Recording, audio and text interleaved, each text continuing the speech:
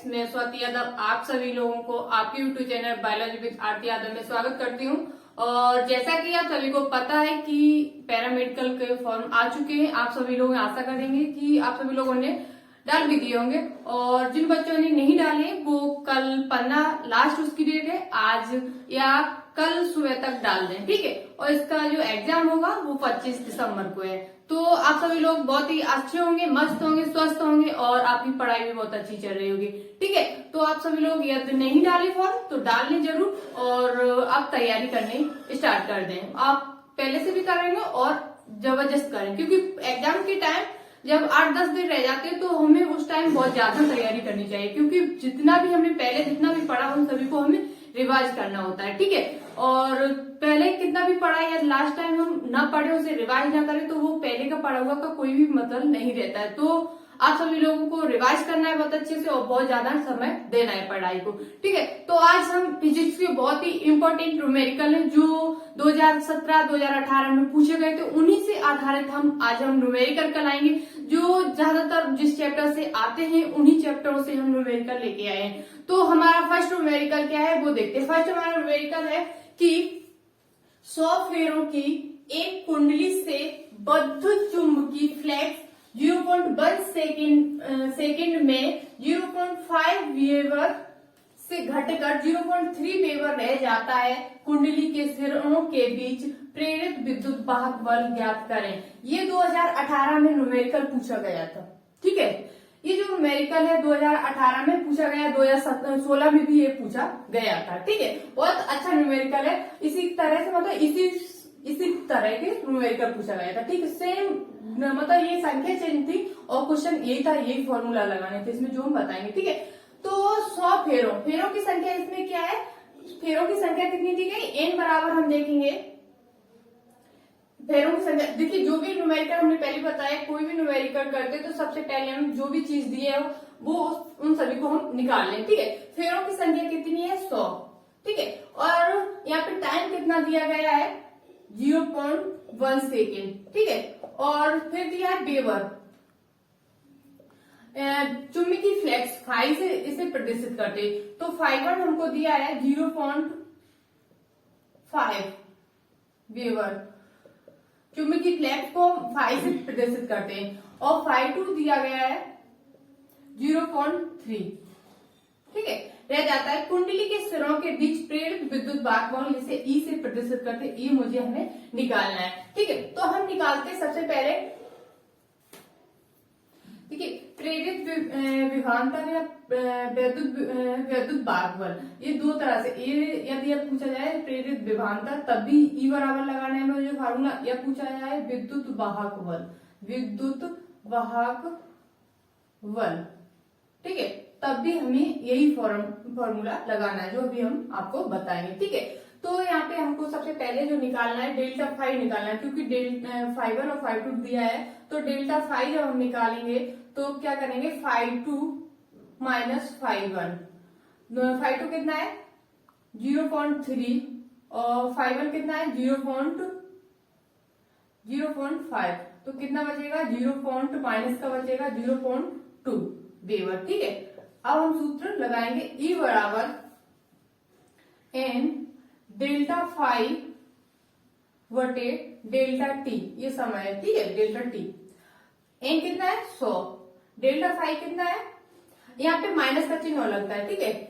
जब सूत्र लगाएंगे तो E बराबर भागफल का जो सूत्र होता है E बराबर माइनस n डेल्टा फाई बटे डेल्टा टी। ये बहुत इंपॉर्टेंट है, इससे क्वेश्चन बनता है, आता भी है, तो आपको बहुत अच्छे से समझना है, ठीक है। तो E बराबर माइनस n डेल्टा फाई बटे डेल्टा टी, तो माइनस आगे लगाएंगे और डेल्टा फाई का मान कितना है, डेल्टा फाई का मान है माइनस 0.2 और समय का कितना है 0.1, ठीक है। अब हम क्या करेंगे, दशमलव से दशमलव यहाँ हट जाएगी, ठीक है। तो माइनस माइनस क्या हो जाएगा प्लस, माइनस का जब गुणा करते तो माइनस माइनस क्या हो जाता है प्लस, तो 200। और विद्युत वाहक बल का जो यहाँ पे इसका मात्रक होता है वो होता है वोल्ट।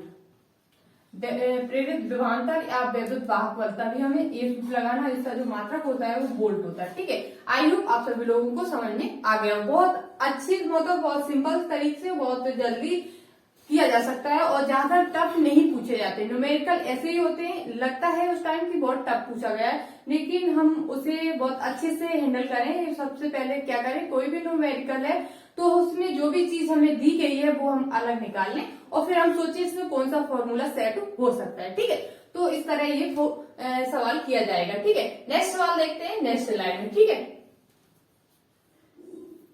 अब देखते हैं नेक्स्ट सवाल क्या है। नेक्स्ट सवाल है हमारा कि एक कुंडली का क्षेत्रफल 100 मीटर स्क्वायर है, उसमें 500 फेरे हैं, यदि कुंडली के तल के लंबवत चुंबकीय क्षेत्र 0.1 सेकेंड में 0.2 वेबर प्रति मीटर स्क्वायर से घटकर शून्य हो जाए तो कुंडली में प्रेरित विद्युत वाहक बल ज्ञात कीजिए। अब हम सबसे पहले क्या है, सवाल पढ़ लिया अच्छे से। अब पढ़ने के बाद हम क्या करें, देखिए जितने भी स्टूडेंट देखें तो देखते नहीं, ऐसा नहीं कि हम समझा दें, आप भी देख लें और वीडियो को बंद कर दें। आपको क्या करना है, इस सवाल को जिस तरह हम लगाते हैं उसी तरह आपको भी लगाना है। ठीक है, जब आप लगाओगे नहीं अपने यहाँ से तब तक कुछ नहीं हो सकता है। ठीक है, तो आपको भी प्रैक्टिस करने और आप अपनी बुक में जाके इस तरह के सवाल लगा सकते हैं। ठीक है, चुंबकीय क्षेत्र से संबंधित है ये।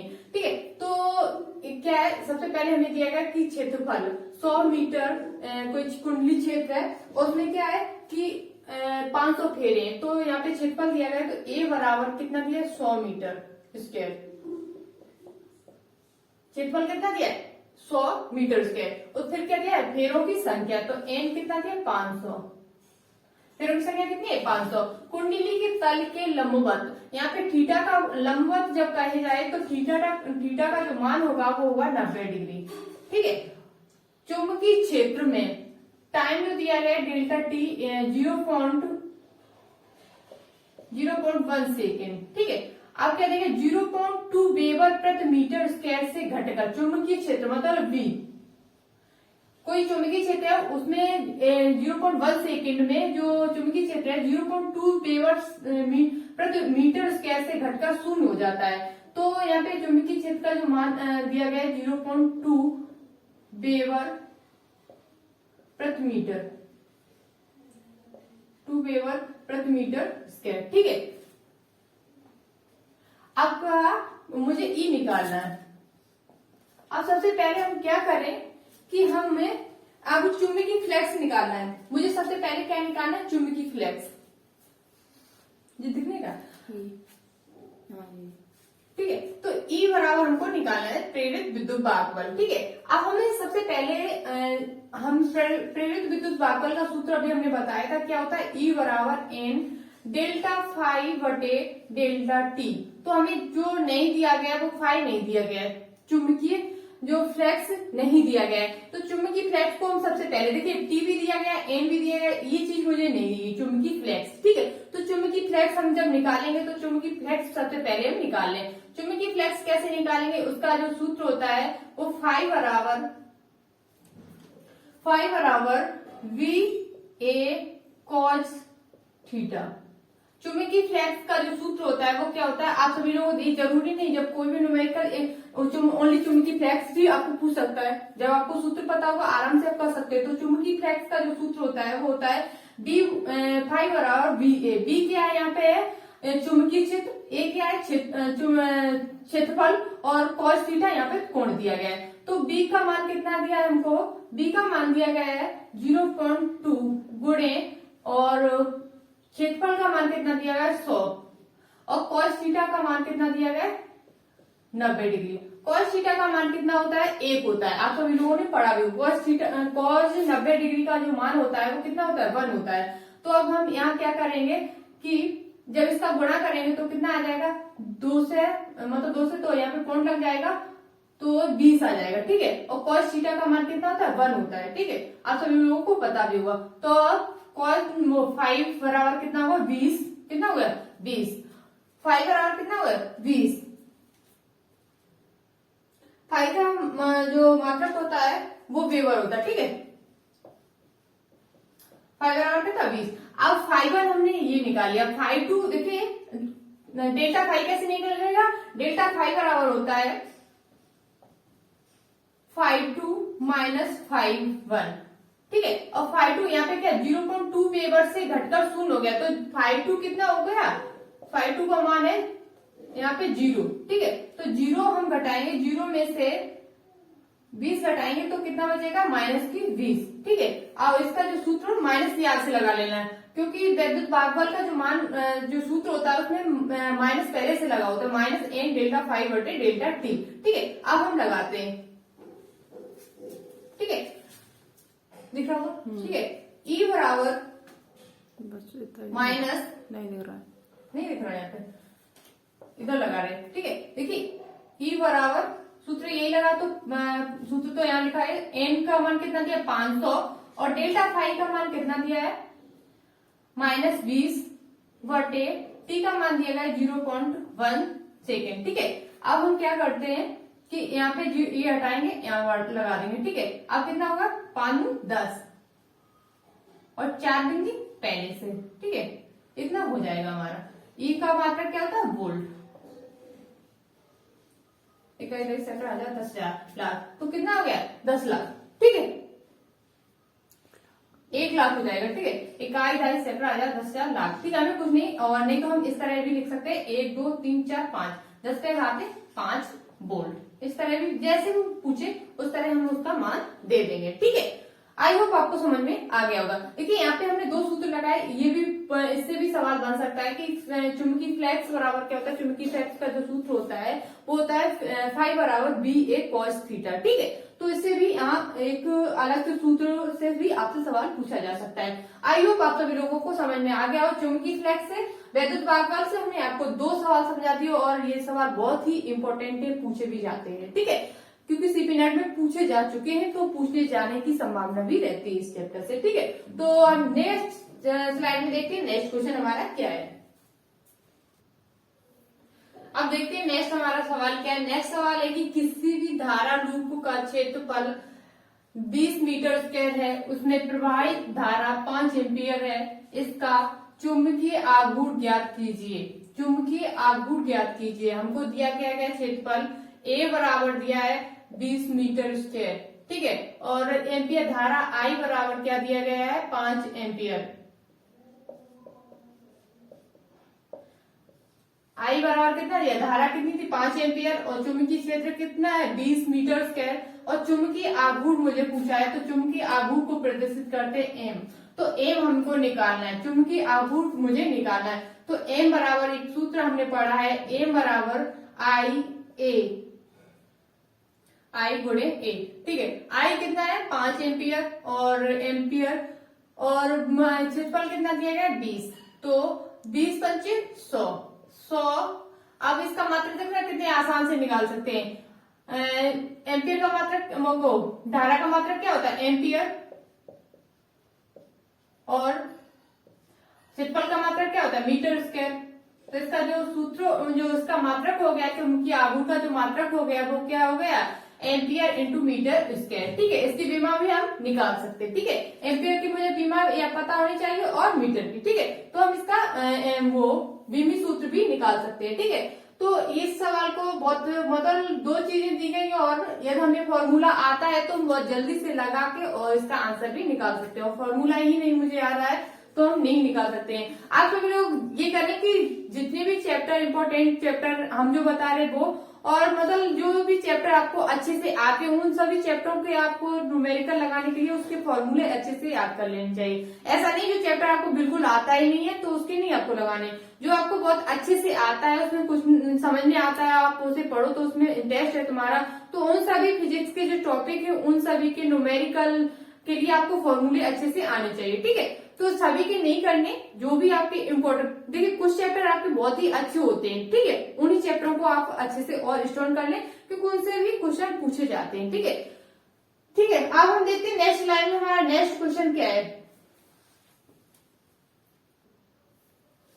देखिए नेक्स्ट हमारा सवाल क्या है। नेक्स्ट सवाल है कि 1 एम्पियर धारावाही 100 फेरों की कुंडली को एक चुंबकीय क्षेत्र B बराबर 0.5 वेबर प्रति मीटर स्क्वायर है, कुंडली पर कार्यरत बल युग्म आघूर्ण ज्ञात कीजिए। अब मुझे सबसे पहले जो भी चीज दी है वो निकालें, ठीक है। I बराबर 1 एम्पियर दिया तो I बराबर 1 एम्पियर, ठीक है। फिर दिया है कि फेरों की संख्या कितनी है, N बराबर 100, ठीक है। फिर दिया है एक चुंबकीय क्षेत्र बी, बी का मान कितना है 0.5 वेबर प्रति मीटर स्क्वायर। कुंडली पर बल युग्म आघूर्ण ज्ञात करना है, मतलब हमें टाउ का मान निकालना है, टाउ ज्ञात करना है। बल युग्म आघूर्ण को जो प्रदर्शित करते हैं वो टाउ से प्रदर्शित करते हैं, ठीक है। अब हमें क्या करना है कि और एक दिया है क्षेत्रफल, ए बराबर दिया गया है 15 सेंटीमीटर। देखिए 15 सेंटीमीटर, 15 दिया गया है क्षेत्रफल, क्योंकि क्षेत्रफल क्या होता है भुजा गुणे भुजा, ठीक है। तो 15 का यहाँ पे सेंटीमीटर दिया गया है, तो एक मीटर में 100 सेंटीमीटर। तो हमें जब मीटर सेंटीमीटर से मीटर में जब जाएंगे तो हमें यहाँ पे क्या करेंगे 100 का भाग देंगे, तो हम क्या करेंगे 2 बार देना पड़ेगा, एक तो ये भुजा एक ये, तो क्या करेंगे 10 पे लाते -2 जब गुणा करेंगे तो यहाँ पे हम कितनी बार कर देंगे, मतलब 10 पे लाते एक भुजा होती, जैसे ओनली 15 होता है, एक भुजा होती 15 सेंटीमीटर होता है, तो हम क्या करते हैं 15 गुणे 10 पे लाते -2, मतलब 100 का भाग लगाते हैं। 100 का भाग तो हम जब नीचे होगी तो ऊपर ले जाएंगे तो -2 हो जाएगा, ठीक है। अब हम यहाँ पे क्या क्षेत्रफल दिया गया तो 2 बार हमें, तो 10 पे लाते -2, तो यहाँ पे कितनी हो जाएगी क्षेत्रफल है तो -4 हो जाएंगे, ठीक है, क्योंकि यहाँ पे 2 भुजाएं दी गई, ठीक है। आई होप आपको समझ में आ गया होगा। तो हमें इसे मीटर में चेंज करना है। देखिए कोई भी यदि हमें मतलब मूल मात्रक में जितने भी मात्रक दिए हों यदि वो मूल मात्रक में नहीं है तो उन्हें हमें सबसे पहले सवाल करते टाइम क्या करना है, उन्हें मूल मात्रक में लाना है। जैसे कि यहाँ सेंटीमीटर में दिया है तो हमें क्या करना है, इसे मीटर में लाना है, क्योंकि जो लंबाई का जो मात्रक मूल मात्रक है वो क्या है मीटर है, ठीक है। तो हम क्या करेंगे इसे मीटर में हमने कन्वर्ट कर दिया, ठीक है। अब इसका जो टाउ का जो सूत्र होता है वो होता है टाउ बराबर NI/AV sin थीटा। देखिए इस सवाल में कहीं पे डायरेक्शन का कोई भी मतलब जैसे लंबवत या समांतर ऐसा कुछ भी मेंशन नहीं दिया गया है, तो साइन थीटा का मान रखने का हमें कोई भी जरूरत नहीं है। अब हमें क्या जरूरत है कि एम का मान कितना है, फेरों की संख्या कितनी है 100, और एम्पियर धारा का मान कितना है आई का जो मान दिया 1 एम्पियर, और क्षेत्रफल कितना है 15 गुणे 15 10 पे घाते -4, और बी का मान कितना दिया गया है 0.5। अब इन सबको हम गुणा कर ले, ठीक है। 100 गुणे 100 को हम देखिए एक इस तरह भी लिख सकते हैं, देखना 10 पे घाते 2 प्लस की 2 लिखेंगे, ठीक है। 10 पे घाते 2 और 1 का गुणा करते हैं कोई नहीं, 15 का वर्ग कितना होता है 2 से 25, और 10 पे घाते -4 गुणे 0.5, ठीक है। अब इनको हम गुणा करते हैं इसमें, ठीक है। इसका जब गुणा करेंगे 2 से 5 का गुणा जब 2 से 25 में करेंगे तो 5 25 की 5 हासिल में 2 5 10 और 2 12 हासिल में 1 5 दूनी 10 10 और 1 11, ठीक है। और यहाँ पे प्लस की 2 है, यहाँ पे माइनस की 2 है, तो और ये दशमलव लगा, यहाँ पे हम दशमलव भी लगा देते, तो -4 में से 2 जब होंगी तो कितना बचेगा -2, ठीक है। इतना आ जाएगा, टाउ का मान कितना आ जाएगा इतना। टाउ का जो मात्रक होता है वो होता है न्यूटन इंटू मीटर। कितना होता है न्यूटन इंटू मीटर। या तो टाउ का मात्रक पूछा जाए तो कितना होता है, जो मात्रक जो इसका होता है वो होता है न्यूटन इंटू मीटर। अब इसे या तो इस तरह भी या तो ये दिया होगा मान, या नहीं दिया है तो -2 है, तो -2 मतलब यहाँ पे और हम दशमलव को इधर खिसकाएंगे 2 अंक और, तो यहाँ पे आ जाएगी 1.125 न्यूटन इंटू मीटर। इस तरह भी हम लिख सकते हैं, ठीक है, क्योंकि दशमलव को हम क्या करेंगे इधर 2 अंक और इधर खिसका लेंगे, ठीक है। तो इधर से यहाँ ये कहाँ पर आ जाएगा यहाँ पे, ठीक है। आई होप आप सभी लोगों को समझ में आ गया होगा। इस तरह भी ये सवाल बहुत अच्छे से किया जा सकता है। आपको ये फॉर्मूला याद रखना है, क्या है बलयुग्म आघूर्ण टाउ बराबर जब पूछा जाए तो उसका जो सूत्र होता है वो होता है NI/AV। ए यहाँ पर क्षेत्रफल है, बी चुंबकीय क्षेत्र है, और एन फेरों की संख्या है, आई क्या है यहाँ पे फेरों की वो आई क्या है धारा, ठीक है। आई होप आप सभी लोगों को समझ में आ गया होगा। देखिए न्यूमेरिकल का सबसे अच्छा जो चीज होती है, न्यूमेरिकल टफ नहीं होते हैं। न्यूमेरिकल के लिए आपको फॉर्मूला आने चाहिए, जब तक कि आपको फॉर्मूला नहीं याद होंगे तो आप सवाल नहीं कर सकते, ठीक है। तो इसलिए हमें टफ लगते हैं, न्यूमेरिकल टफ नहीं होते हैं। याद अच्छे से आप फॉर्मूला याद है तो आप अच्छे से न्यूमेरिकल कर सकते हो, बहुत मान रखेंगे डायरेक्ट आंसर आ जाता है। नेक्स्ट लाइन में देखिए नेक्स्ट क्वेश्चन, और बहुत अच्छे से आप सभी लोगों को करने, और यदि ये क्वेश्चन अच्छे लग रहे हैं और मैं अच्छे से समझाने की कोशिश भी कर रहे हैं तो ये इस वीडियो को जरूर लाइक करना और अपने दोस्तों के साथ जरूर शेयर करना, क्योंकि दूसरों की हेल्प करने से ही आपका भी भला होगा और उनका भी भला होगा। जब आप दूसरों का भला करेंगे तभी जाके आपका भला होगा, ठीक है। तो आपको दूसरों की हेल्प भी करनी है, ठीक है। नेक्स्ट लाइन देखते हैं। नेक्स्ट क्वेश्चन बहुत ही इंपॉर्टेंट है। देखिए नेक्स्ट सवाल है हमारा है बहुत ही इम्पोर्टेंट और इस तरह के सवाल पूछे जाते हैं। तो नेक्स्ट है कि एक 60 वाट का लैंप है, 2 से 20 वोल्ट की पावर से जलता है, ठीक है। और जब लैंप जल रहा है तो उसका प्रतिरोध क्या होगा, ठीक है। एक आपने फॉर्मूला पढ़ा होगा। सबसे पहले हम निकाल लेते हैं इसमें क्या क्या हमें दिया है कि 60 वाट, मतलब वाट किसका मात्रक है, शक्ति का, ठीक है। तो P बराबर हमको दिया गया है 60 वाट, शक्ति का मात्रक क्या होता है, वाट, ठीक है। और 2 से 20 वोल्ट, तो वोल्ट किसका, विभव का मात्रक क्या होता है, वोल्ट, ठीक है। 2 से 20 वोल्ट। और फिर क्या पूछा गया है, प्रतिरोध R मुझे ज्ञात करना, ठीक है। आप लोगों ने एक फॉर्मूला पढ़ा होगा, P बराबर V² बटे R। P क्या है, शक्ति, V का है विभव, R क्या है, प्रतिरोध। अब मुझे निकालना क्या है, R, तो R को हम इधर करेंगे, तो R बराबर V² बटे V। V का मान कितना है, 2 से 20, वर्ग है तो 2 बार लिखेंगे, 2 से 20, और T का मान कितना दिया, 60, काट देंगे, 2 से काटेंगे तो 11 दूनी 22 और 2 3 6, ठीक है। अब हम क्या करते हैं कि ये तो कटेगा नहीं, तो हम क्या करें, इनका गुणा कर दें, ठीक है। 0, 11 दूनी 22, 11 दूनी 22 और 2 24 बटे 3 का जब हम भाग लेंगे इसमें तो क्या होगा, 3 24 और नहीं जाएगा तो 3 18, फिर नहीं जाएगा, मतलब इस तरह करते रहेंगे। तो यहाँ पे ठीक है, यहाँ दशमलव लग जाएगी, क्योंकि 3 24 भाग 2 में जाएगा नहीं, तो भाग गुट्टी बेंगी 0, और फिर 20, 3 18, फिर 2 बचेंगे, फिर दशमलव लगा देंगे, फिर 6, ठीक है। तो प्रतिरोध R का मान कितना आया, 806.6, ठीक है। और प्रतिरोध का मात्रक क्या होता है, ओम, क्या होता है, ओम, ठीक है। तो इस तरह ये निकाल सकते हैं, ठीक है, बहुत अच्छे से और बहुत सिंपल तरीके से। आपको सिर्फ फॉर्मूला आता है तो आप बहुत अच्छे से सवाल को निकाल सकते हैं। बहुत दो लाइन का सवाल है और ये फॉर्मूला आता है तभी आप जाके निकाल सकते हैं, ठीक है। तो आई होप आप सभी लोगों को ये समझ में आ गया होगा। नेक्स्ट स्लाइड में देखते हैं नेक्स्ट क्वेश्चन बहुत ही अच्छी तरह से, ठीक है।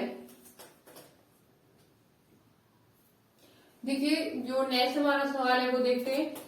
यहाँ पे हमें एक चित्र दिया गया है, 0.25 एम्पियर से कोई धारा है वो। यहाँ पे देखिए प्रतिरोध कितना, 4 ओम में यहाँ पे दिया है, 10 ओम दिया है, 4 ओम और फिर यहाँ पे 9 ओम। देखिए ये जो सवाल होते हैं आपको इस तरह, मतलब यहाँ पे श्रेणी क्रम और समांतर क्रम में जोड़े जाते हैं, कितना प्रतिरोध है, ठीक है।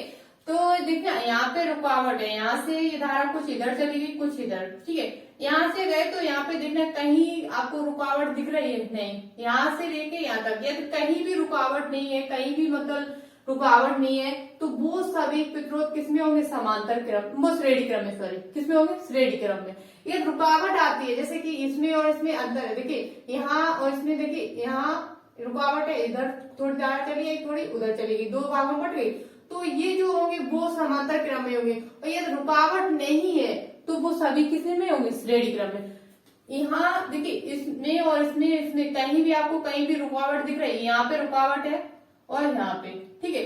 तो ये जो तीनों हैं वो किसमें होंगे, श्रेणी क्रम में। आपको कोई भी ऐसे चित्र दिया है और इसमें कहीं भी रुकावट नहीं है, कहीं भी आपको रुकावट नहीं दिख रही है, तो वो सभी किसमें होंगे, श्रेणी क्रम में होंगे। और रुकावट है तो उन सभी को हम किसमें जोड़ेंगे, समांतर क्रम में। तो हम इन तीनों को श्रेणी क्रम में जोड़ते हैं। श्रेणी क्रम में कौन कौन से हैं, श्रेणी क्रम में जो होंगे यहाँ पे प्रतिरोध 4 ओम, 10 ओम और 4 ओम, ठीक है। इन सभी को हम श्रेणी क्रम में जोड़ते हैं। तो कितना हो जाएगा, श्रेणी क्रम में जोड़ेंगे तो क्या सीधे जोड़ देते हैं, R बराबर R1 R2 R3, ठीक है। तो 4 R बराबर R1 R2 और R3, तो 4 10 और फिर 4, ठीक है। तो इन सभी को जब जोड़ेंगे तो कितना हो जाएगा, 18, कितना हो जाएगा, 18 ओम।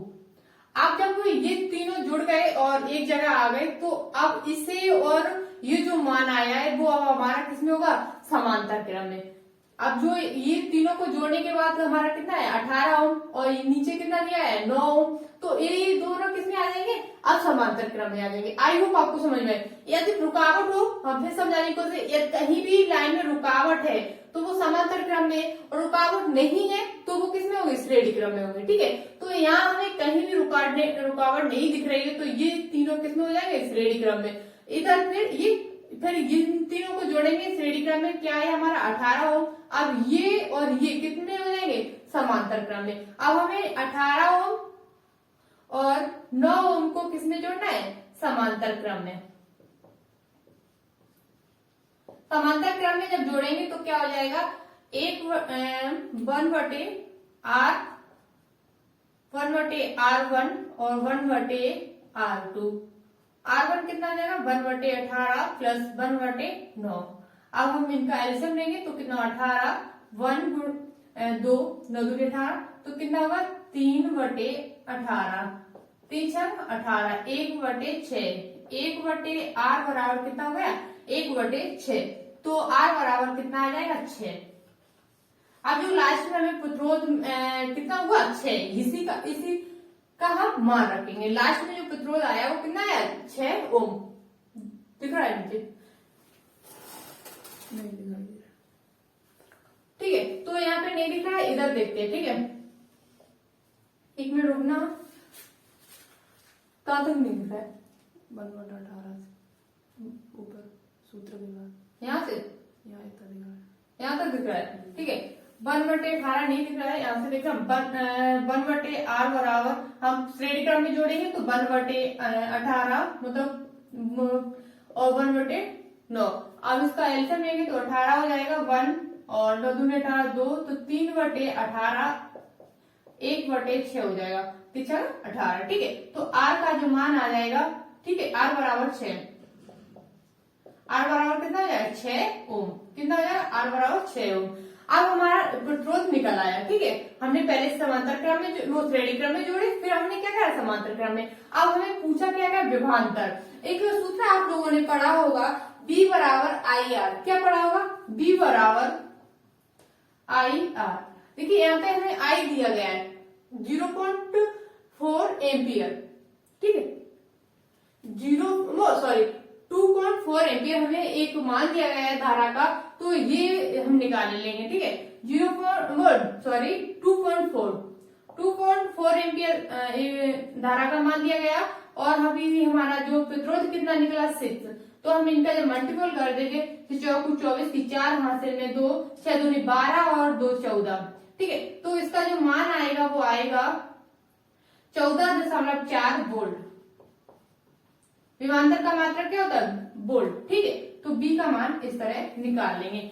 ये सबसे जरूरी ये है कि इस तरह के सवाल बहुत ज्यादा पूछे जाते हैं, 2018 में तो बहुत ज्यादा पूछे गए थे, 1-2 क्वेश्चन यहाँ से आए थे कि हमें पता ही नहीं होता हम कौन सी श्रेणी क्रम में जोड़े और किसे हम समांतर क्रम में जोड़े। हम ज्यादातर क्या करते, इनको श्रेणी क्रम में जोड़ देते और फिर इस दोनों करने के बाद इन सभी को समांतर इस तरह जोड़ते। लेकिन हमें देखना है परपथ में कहीं भी रुकावट नहीं है तो हम उन सभी को किसमें जोड़ रहे हैं, श्रेणी क्रम में। और ये रुकावट आती है दोनों के बीच कहीं भी तो हम किसमें जोड़ेंगे, समांतर क्रम में। आई होप आप सभी लोगों को समझ में आ गया। देखते हैं नेक्स्ट सवाल इसी तरह का दूसरा। ठीक है, देखिए नेक्स्ट सवाल हमारा क्या है, एक 220 वोल्ट तथा 100 वाट के बल्ब को 110 वोल्ट के स्रोत से जोड़ा जाता है। बल्ब द्वारा प्रयुक्त विद्युत शक्ति की गणना कीजिए। ठीक है, सबसे पहले हमने क्या क्या दिया वो हम निकालते हैं। बी बराबर दिया गया है, V1 बराबर दिया है 220 वोल्ट,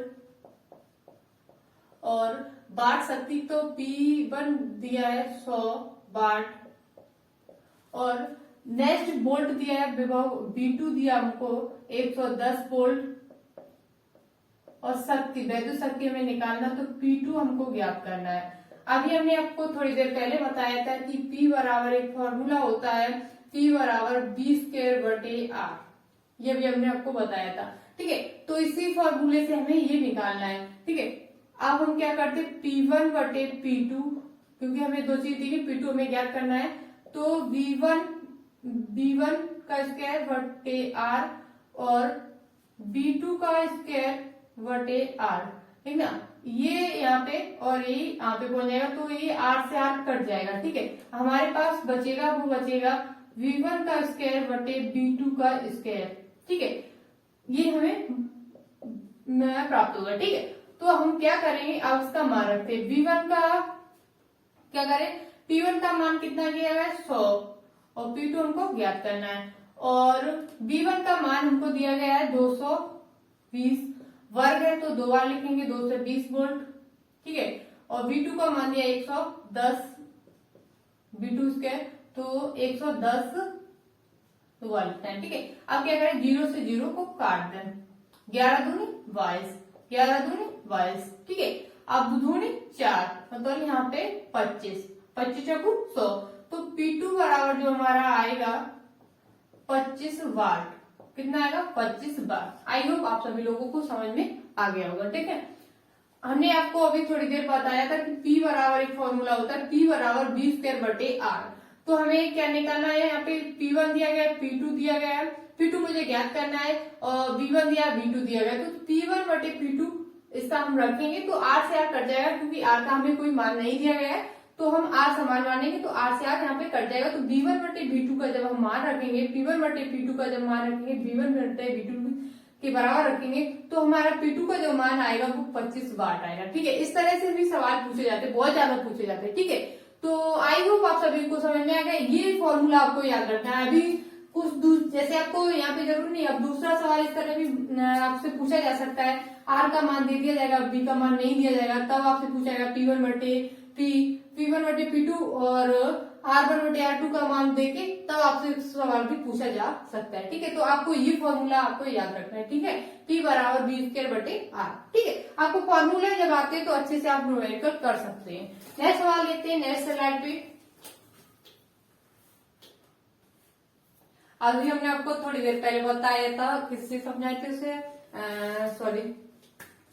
प्रतिरोध श्रेणी क्रम में और समांतर क्रम में बताए थे, ठीक है। अब हम देखते हैं धारता। इसी तरह धारता की भी चित्र बना के आपसे क्वेश्चन पूछे जाते थे, ठीक है। देखिए यहाँ पे धारता में भी क्या होता है कि जहाँ पे गैप नहीं है, एक यहाँ पर पथ है, यहाँ पे मतलब गैप है, ठीक है, मतलब दो भागों में बटा है यहाँ पे, और ए और बी दो बिंदु है, ठीक है। अब यहाँ पे इन दोनों के बीच में कोई भी गैप नहीं है, तो ये किस क्रम में हो जाएंगे, श्रेणी क्रम में। किस में हो जाएंगे, श्रेणी क्रम में। ये 6 माइक्रोफैरड और 6 ये माइक्रोफैरड, ये दोनों किस क्रम में, श्रेणी क्रम में। कोई भी यहाँ पे रुकावट नहीं है, ठीक है। तो 6 माइक्रोफैरड और 6 माइक्रोफैरड किस क्रम में, श्रेणी क्रम में, ठीक है। श्रेणी क्रम धारता में यहाँ पे क्या होता है कि जब श्रेणी क्रम की बात की जाती है तो यहाँ पे क्या किया था, 1/C C1 प्लस की 1/C2। और जब वो उसकी बात करी थी, हमने प्रतिरोध की बात करी थी, प्रतिरोध को पद में जब दर्शाया था, तो वहां पे यह श्रेणी क्रम में होता है, तो वहां पे क्या करते थे, R बराबर R1 प्लस की R2 इस तरह जोड़ते थे, ठीक है। पर लेकिन जब धारता की बात की जाएगी तो 1/, श्रेणी क्रम में जब बात की जाएगी तो क्या होगा, 1/C1 प्लस की 1/C2 किया जाएगा, ठीक है। आई होप आपको समझ, कंफ्यूज नहीं होना, क्योंकि ये बहुत ज्यादा कंफ्यूज हो जाते हैं। जब श्रेणी क्रम में प्रतिरोध की बात की जाती है तो सीधे जोड़ दिए जाते हैं, और जब धारता की बात की जाए तो हम उसे 1/, करके उसे जोड़ेंगे, ठीक है। अब वो देखते हैं 1/6 प्लस की 1/6, तो कितना हो जाएगा, 6 एलसीएम, 1 + 1 तो 2/6, 1/3, ठीक है। 1/C का मान कितना हो, अब C का मान कितना हो जाएगा, 3, ठीक है। 3 माइक्रोफैरड। अब 3 माइक्रोफैरड ये और 2 माइक्रोफैरड ये, अब हम इनको जोड़ देंगे समांतर क्रम में। किस क्रम में, ये दोनों से श्रेणी क्रम में। अब क्या बचा, तो इनको हम जोड़ देंगे समांतर क्रम में, क्योंकि इन दोनों के बीच में गैप, मतलब पर्वत दो भागों में बटा हुआ है, ठीक है। क्योंकि कुछ धारता इधर चलेगी और कुछ इधर चलेगी, इसलिए, ठीक है। अब हम C को अब कौन से, अब समांतर क्रम में कौन कौन से जोड़े, 3 माइक्रोफैरड और ये, और 2 माइक्रोफैरड ये। माइक्रोफैरड किस में जोड़ेंगे, समांतर क्रम में, ठीक है। समांतर क्रम में तो यहाँ पे क्या कर देंगे, C बराबर C1 C1 प्लस की C2।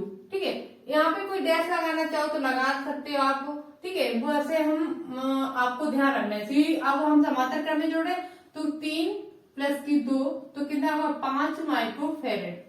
इस तरह इसे जोड़ा जाता है। आपको सिर्फ याद ये रखना है कि तब धारता की बात की जाए तो श्रेणी क्रम में 1/, करके किया जाता है, और जब प्रतिरोध की बात की जाए तो सीधे जोड़ देंगे, और समांतर क्रम में सीधे जोड़ देते हैं इसमें। ठीक है, तो इसमें आपको कंफ्यूज नहीं होने धारता और प्रतिरोध के जब इस तरह सवाल पूछे जाए। और एक परस्पर में रुकावट नहीं है तो वो समांतर वो श्रेणी क्रम में जुड़ेंगे, और एक रुकावट आती है तो वो किस में जुड़ेंगे, रुकावट आती है तो समांतर क्रम में जुड़ते हैं। ठीक है, आई होप आप सभी लोगों को समझ में आ गया होगा। नेक्स्ट देखते हैं, नेक्स्ट हमारा सवाल क्या है।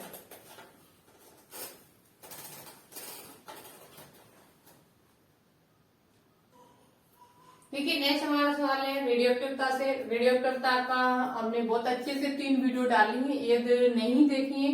देखिए, रेडियोएक्टिवता से एक क्वेश्चन 100% बनता है और पूछा भी जाता है। जितनी बार मैंने ये एग्जाम दिया और हर बार मैंने इसका एक सवाल उसमें देखा है। ठीक है, तो आपको क्या करना है, रेडियोएक्टिवता को बहुत अच्छे से तैयार करना है। यदि आप खुद से कर सकते हो तो खुद से कर सकते हो, नहीं तो मेरी वीडियो डली है वो आप देख सकते हो। बहुत अच्छे से मैंने समझाने की कोशिश की उसमें। देखिए, इसमें सवाल है रेडॉन की अर्ध आयु 3 घंटे है। कोई भी रेडॉन है, उसकी जो अर्ध आयु है वो 3 घंटे है, और 9 घंटे पश्चात इसकी सक्रियता ज्ञात कीजिए। मतलब कि अर्ध आयु क्या होता है, कोई भी पदार्थ, रेडियोएक्टिव पदार्थ अपने आप का आधा रह जाता है। अब हमें क्या मान लेते हैं, कोई भी पदार्थ एक से जब आधा होगा, एक का जब आधा करेंगे, कोई भी पदार्थ मान लेते 1 है। ठीक है, उसका जब आधा करेंगे तो कितना हो जाएगा 1/2।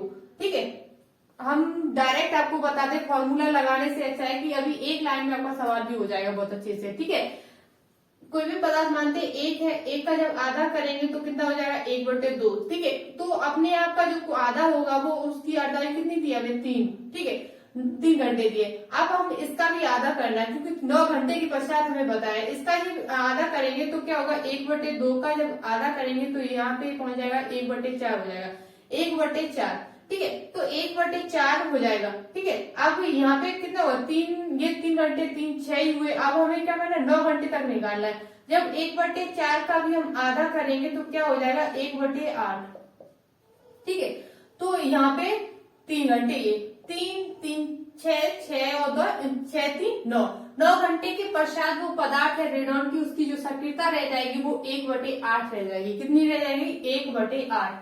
डायरेक्ट इस तरह हम कर सकते हैं। ठीक है, आई होप आपको समझ में नहीं आ गया होगा, और नहीं आया है तो आप हमारे जाके रेडियोएक्टिवता की वीडियो देखे जाके। दूसरी वीडियो में हमने रेडियोएक्टिवता के जो क्वेश्चन आते हैं न्यूमेरिकल बहुत अच्छे से मेरे समझाने की कोशिश की। वहां पे हमने फार्मूला भी बताया है और ऐसे भी डायरेक्ट बताया है। या नहीं समझ में आया तो वहां पे आपको अच्छे से एक वीडियो देख लें और बहुत अच्छे से आपको समझ में आ गया, जो पार्ट नंबर 2 है। ठीक है, देखते हैं नेक्स्ट हमारा क्वेश्चन क्या। हम फार्मूला लगाएंगे नहीं, यहाँ पे आपको डायरेक्ट इस तरह बताएंगे क्योंकि वहां पे आपको सिर्फ आंसर देना है, टाइम को बचाना है। ठीक है, तो आंसर बहुत अच्छे से दे सकते हैं। देखिए, कोई भी पदार्थ मानते हैं, यहाँ पे मुझे मात्रा तो दी नहीं, हम मानेंगे कोई भी पदार्थ जो रेडॉन है उसकी मात्रा 1 है। 1 का जब आधा करेंगे तो कितना हो जाएगा 1/2। अर्धायु क्या होती है, कोई भी पदार्थ अपने आप का आधा जितने समय में रह जाता है उसे क्या कहते हैं अर्धायु कहते हैं। ठीक है, तो 1 का आधा करेंगे तो 1/2 हो जाएगा, ये सभी को पता है। और 1/2 का जब आधा करेंगे, इसका जब आधा करेंगे तो कितना हो जाएगा 1/4। जब 1/4 का भी आधा करेंगे तो 1/8 हो जाएगा। ठीक है, यहाँ पे 3 घंटे ये लगे, 3 घंटे ये और 3 घंटे ये, तो कितना होगा 3 3 6 3 9। ठीक है, 9 घंटे के बाद उसकी जो सक्रियता रह जाएगी वो रह जाएगी 1/8। ठीक है, आई होप आप सभी लोगों को समझ में आए। नेक्स्ट लाइन देखते हैं, नेक्स्ट क्वेश्चन रेडियोएक्टिवता का। देखिए, रेडियोएक्टिवता का नेक्स्ट जो हमारा सवाल है वो किसी रेडियो सक्रिय पदार्थ का 100 ग्राम क्षय होने के लिए छोड़ दिया जाता है। मतलब कोई भी रेडियोएक्टिव पदार्थ है उसका जो द्रव्यमान है वो 100 ग्राम है, क्षय होने के लिए रख दिया जाता है। यदि पदार्थ की अर्ध आयु 3 दिन हो तो 15 दिन के बाद बचे हुए द्रव्यमान की गणना कीजिए। यहाँ पे देखिए, अभी हम फार्मूला लगा के भी आपको बता देंगे।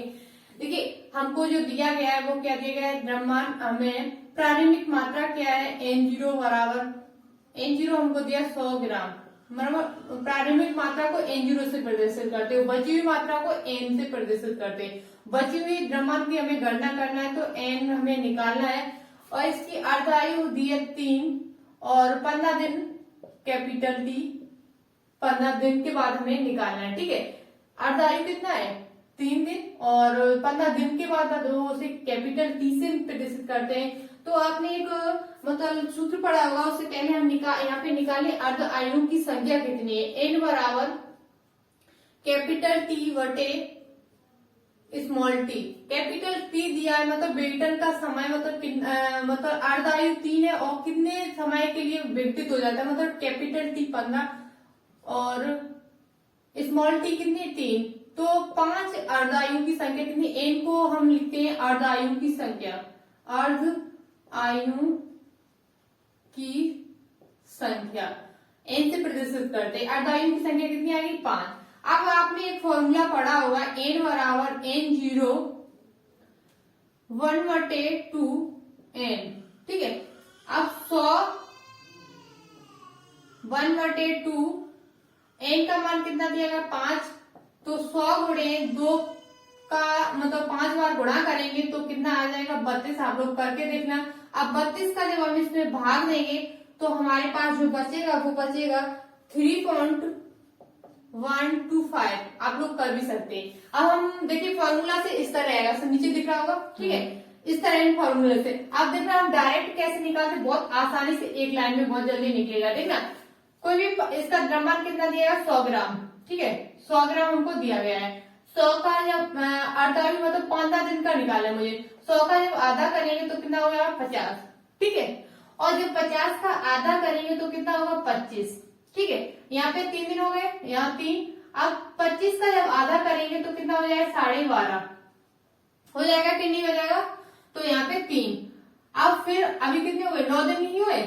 अब 12.5 का जब आधा करेंगे, 12.5 का आधा करेंगे तो कितना बचेगा 6 2 6 और 2 दूनी 4 2 15, तो हमारे पास बचेगा 6.25। ठीक है, अब जब इसका भी हम आधा करेंगे कितना होगा 1 2 3 4, इसका भी आधा करना पड़ेगा तो हमारे पास बचेगा, दिख नहीं रहा, यहाँ नहीं दिख रहा है, देखना 1 मिनट रुकना। इसका भी हम जब आधा करेंगे, यहाँ दिख रहा होगा 6.25 का जब आधा करेंगे तो कितना बचेगा 3.125। देखना 2 3 6 2 1 2 और 2 दूनी 4, फिर पॉइंट लगा मतलब 0 लगा लेंगे 2 10। ठीक है, तो हमारे पास कितना बचेगा 3.125 इतना बचेगा। ठीक है, तो देखना 3 यहाँ पे 3 है, 15 दिन हो गए, 3 6 6 3 9 9 3 12 12 3 15। ठीक है, इस तरह एक लाइन में भी हम निकाल सकते हैं। इस तरह निकालेंगे इतना टाइम लगेगा और ये सीधा डायरेक्ट निकाल सकते हैं। ठीक है, तो हमारे समझ से ये बहुत अच्छा फॉर्मूला है, मतलब बहुत ट्रिकी है। ठीक है, बहुत अच्छे से हम इसे निकाल सकते हैं। और अब देखते हैं इसी तरह आपको लगाना भी है। ये टाइम हमें ये नहीं कहते इसमें, आपको देखिए हमें वहां पे हमारे ये तो वो देखेगा नहीं कि आपने किस तरह इसका आंसर दिया है, फॉर्मूला लगा के दिया है, ट्रिकी सी इस तरह से दिया है। आपको सिर्फ उसका आंसर निकालना है, बहुत जल्दी निकालना है। ठीक है, तो इसे इस तरह करना ज्यादा बेटर रहेगा। ठीक है, क्योंकि हमें समय की बहुत ज्यादा जरूरत होती है, क्योंकि सवाल लगाने के लिए बहुत ज्यादा सवाल पूछे भी जाते हैं। जैसे ये फिजिक्स में 33 क्वेश्चन है, 33 में से ये पेपर टफ बनता है तो लगभग 15 क्वेश्चन आपके न्यूमेरिकल होंगे। 15 आपके न्यूमेरिकल होंगे, 20 भी हो सकते हैं, लेकिन 15 तो होंगे। तो 15 जब न्यूमेरिकल करते हैं तो बहुत ज्यादा टाइम की जरूरत पड़ती है, क्योंकि वहां पे फॉर्मूला सेट करना पड़ता है। ठीक है, अब देखते हैं नेक्स्ट लाइन में नेक्स्ट हमारा क्वेश्चन क्या है। नेक्स्ट हमारा सवाल क्या है कि एक 2 kg द्रव्यमान की गेंद 12 मीटर प्रति सेकेंड के वेग से आकर किसी दीवार से टकराती है और 10 मीटर प्रति सेकेंड के वेग से लौट जाती है। गेंद तथा दीवार के बीच संवेग परिवर्तन बताइए, मतलब संवेग परिवर्तन हमको पूछा गया है। देखिए यहाँ पे जो भी चीज दी गई है हम उसे बाहर निकालें। m बराबर दिया है 2 kg और u बराबर, देखिए 2 वेग दिए तो एक को हम u बराबर 12 मीटर प्रति सेकेंड और u बराबर दिया 10 मीटर प्रति सेकेंड। आपने एक फॉर्मूला पढ़ा होगा कि संवेग परिवर्तन बराबर होता है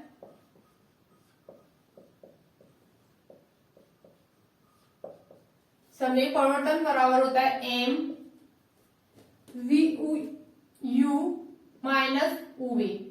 ठीक है, अब हम क्या करते हैं, जो यहाँ पे जो वापस वेग मतलब जो यहाँ पे एक चिन्ह लगाना होगा, वापस टकरा के बाद तो वापस लौटती है। ऊबी है वो -10 से हमें प्रदर्शित करनी है, क्योंकि उसके मतलब जो गेंद किसी दीवार से टकराई और टकराने के बाद वापस गई, तो इसका जो वेग होगा टकराने के बाद उसे माइनस से हम प्रदर्शित करेंगे, क्योंकि वो वापस जा रही, आगे तो गई नहीं, दीवार से टकरा के वापस आई, तो इस कारण इसका वेग होगा वो किस में होगा, माइनस में हम प्रदर्शित करेंगे। तो यहाँ पे संवेग परिवर्तन बराबर होता है एम बराबर यू माइनस वी। ठीक है, तो एम यू का मान कितना दिया 12 और माइनस 10, जब इनको हम जोड़ेंगे तो क्या हो जाएगा, प्लस हो जाएगा। तो एम 12 माइनस और माइनस क्या हो जाएगा, प्लस 10। तो एम का मान कितना देगा 2, वो भी रख लें 2, तो 2 गुणे 22, तो कितना हो जाएगा 44। संवेग का जो सूत्र होता है, संवेग का जो मात्रक होता है वो क्या होता है, किलोग्राम मीटर प्रति सेकेंड। कितना क्या होता है, किलोग्राम मीटर प्रति सेकेंड। ठीक है, ये इसका मात्रक होता है। आई होप आप सभी लोगों को समझ में आ गया होगा। ठीक है, तो एक संवेग का जो सूत्र होता है वो क्या होता है, संवेग बराबर आपका होता है P बराबर mv। ठीक है, mv स्क्वायर, P बराबर mv स्क्वायर। ठीक है, ये संवेग का सूत्र होता है। ठीक है, नेक्स्ट स्लाइड में देखते हैं नेक्स्ट क्वेश्चन।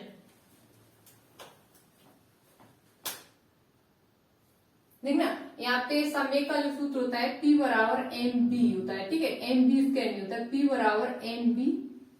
ठीक है, द्रव्यमान और वेग के गुणनफल को हम क्या कहते हैं, संवेग कहते हैं। ठीक है, तो P बराबर mv, इसका जो मात्रक होता है किलोग्राम मीटर प्रति सेकेंड होता है। क्या होता है, किलोग्राम मीटर प्रति सेकेंड होती है। इसकी जो विमा आपको इसी से निकाल सकते हैं। ठीक है, वेग की और द्रव्यमान की विमा रखी, आप आराम से इसे निकाल सकते हैं। ठीक है, जैसे द्रव्यमान की विमा क्या होती है, द्रव्यमान को हम m से, और वेग का जो वेग बराबर क्या होता है, 4 बराबर दूरी बटे समय, दूरी का क्या होता है l, और t समय, t नीचे तो t माइनस ऊपर जाएगी तो 1, तो इसका जो बिंबी सूत्र होगा वो आएगा ml t की पावर -1। ठीक है, ये इसका बिंबी सूत्र हो जाएगा। और इसका जब मात्रक की बात की जाए तो इसकी जो मात्रक होगा आपका वो होगा किलोग्राम मीटर प्रति सेकेंड। ठीक है, इसका क्या होगा, मात्रक होगा।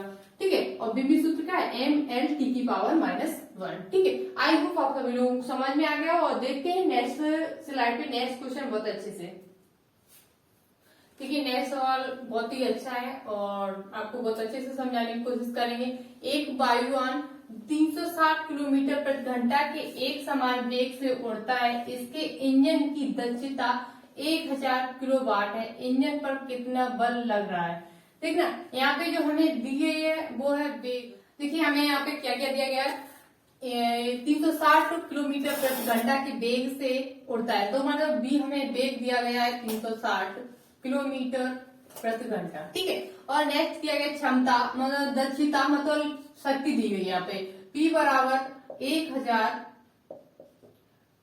किलोवाट। ठीक है, ये दिया है।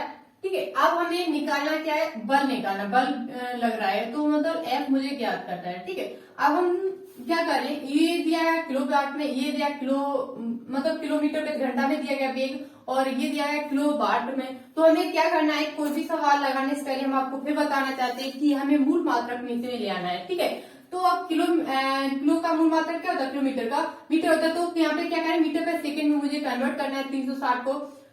360 को जब मीटर पर सेकेंड में कन्वर्ट करेंगे तो क्या करते हैं, 5/18 का गुणा कर देते, 5/18 का गुणा कर देते, तो ये किस में कन्वर्ट हो जाएगा, मीटर पर सेकेंड में।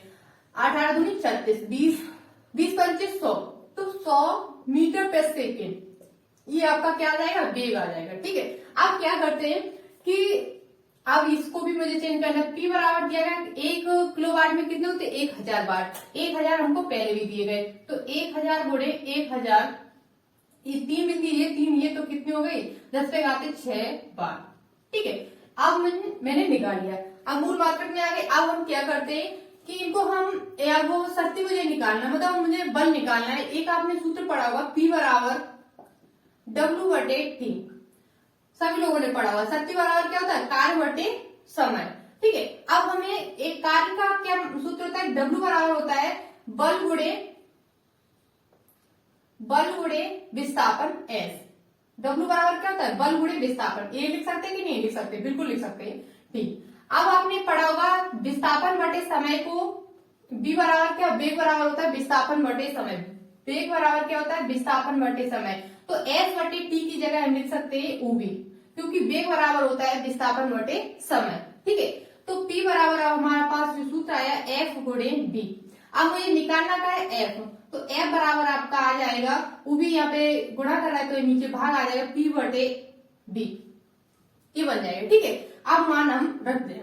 P का मान कितना है, 10⁶ और V का मान कितना है, 10⁻, मतलब 100 है, तो हम इसे लिख सकते हैं 10⁻2 भी लिख सकते हैं। तो 10⁻6 और इसे 100 को हम लिख सकते हैं 10⁻2। ठीक है, अब जब ये 10⁻2 नीचे की जब ऊपर जाएंगी तो माइनस की हो जाएंगी, तो 10⁻2। अब क्या करेंगे कि 6 में से 2 कम करेंगे तो कितना बचेगा, 10⁻4।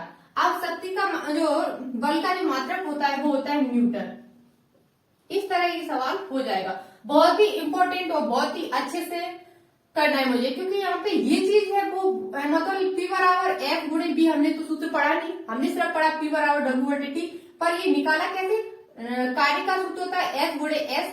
S और T विस्थापन बटे समय को लिख सकते हैं वेग, तब ये जाके सूत्र निकला P बराबर F गुणे V। ठीक है, ठीक है, आई होप आप सभी को समझ में आ गया होगा और बहुत ही अच्छे से समझाने की कोशिश की, और इसी तरह के सवाल पूछे जाते हैं और आपको बहुत अच्छे से इसे समझना है। देखिए सूत्र, देखिए कोई भी हम न्यूमेरिकल पढ़ने के बाद मुझे सूत्र उसमें फिट करना सबसे इम्पोर्टेंट, मतलब हमें सूत्र ही तो फिट करना है, या सूत्र हमें फिट कर लेंगे तो अपने आप आंसर आ जाएगा। ठीक है, और सूत्र हम सही से फिट नहीं कर पा रहे तो हमारा आंसर क्या आएगा। ठीक है, तो मैंने नेक्स्ट स्लाइड में आपको इसी तरह दूसरा सवाल दिखाएंगे। ठीक है, देखते हैं नेक्स्ट स्लाइड में हमारा नेक्स्ट सवाल क्या है।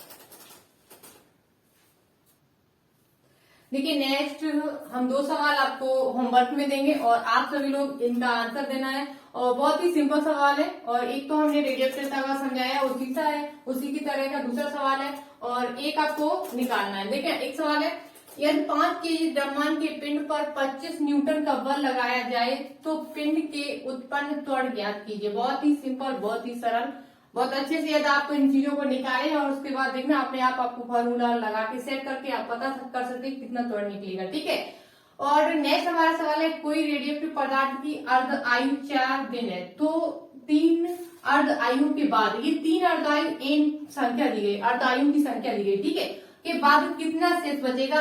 आप अभी दोनों क्वेश्चनों का आंसर देके कमेंट बॉक्स में आंसर देना आपको, और दोनों क्वेश्चन लगा के आपको तब कमेंट करना, ना कि अजरना आप आंसर दे दो।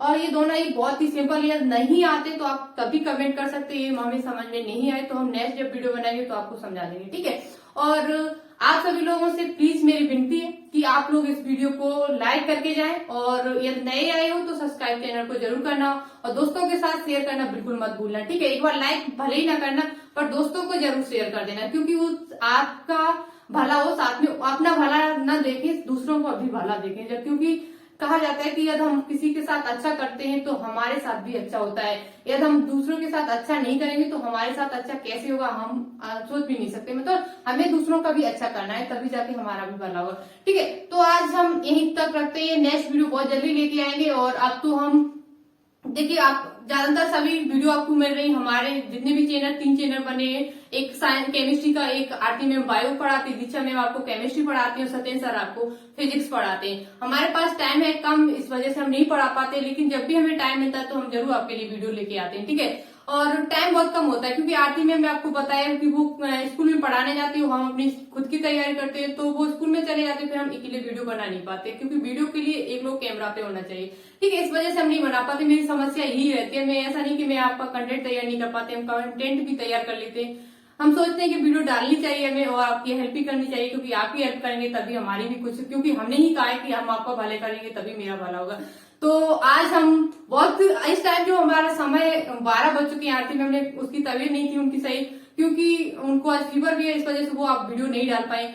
तो हमने सोचा कि हम वीडियो डालेंगे, लेकिन उनको फीवर आ गया उस टाइम 4 बजे के टाइम पे, तो वो उन्होंने नहीं डाल पाई। फिर हम आज अभी रात के 12 बजे हुए, उनको कुछ आराम मिला तब मैंने आज वीडियो डाली है। ठीक है, तो इस मेहनत को आप सभी लोगों को क्या करना है, प्लीज लाइक करें और दूसरों के साथ शेयर भी करें और वीडियो को पूरा देखा करें। ठीक है, ऐसा नहीं कि कोई भी वीडियो आपने शुरुआत में देखी, आपको समझ में नहीं आता है तो आप स्किप कर देते, छोड़ देते हो कि हमें नहीं समझ में आ रहा। देखिए, समझने की कोशिश करनी है। ठीक है, और नहीं समझ में आता है तो आप कमेंट करिए और पूछिए कि कहाँ पे, मतलब मुझे यहाँ पे समझ में नहीं आया है, तो कोशिश की जाएगी कि नेक्स्ट वीडियो आएगी उसे समझाएंगे। ठीक है, तो आज के लिए इतना ही रखते हैं।